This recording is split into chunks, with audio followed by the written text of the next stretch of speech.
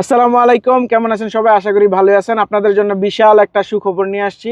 বিশেষ করে যারা জিয়ারা ভিসা বা ভিজিট ভিসা নিয়ে সৌদি আরবে অবস্থান করতেছেন, যাদের মেয়াদ শেষ হয়ে গেছে ভিজিট ভিসার, তো তারা অনেক টেনশনে আছেন কিভাবে মেয়াদ বাড়ানো যায়। কারণ তাদের মেয়াদগুলা আপনার বিভিন্ন সময় হজের কারণে প্লাস যুদ্ধের কারণে অনেক সময় সার্ভার ডাউন ছিল, সেই কারণে তারা সময় মতো ভিসার মেয়াদ বাড়াইতে পারেনি ভিজিট ভিসার।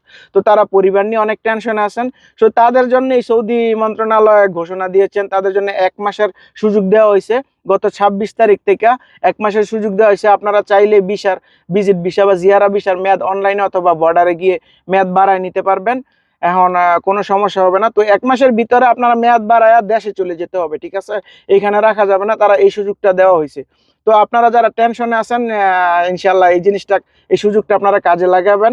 কাজে লাগিয়ে আপনাদের পরিবারকে আপনারা নিরাপদে দেশে পাঠাবেন। আশা করি। তো ততক্ষণ পর্যন্ত ভালো থাকবেন। আর ভিডিওটি ভালো লাগলে লাইক, কমেন্ট, শেয়ার এবং সাবস্ক্রাইব করে নেবেন। আসসালামু আলাইকুম।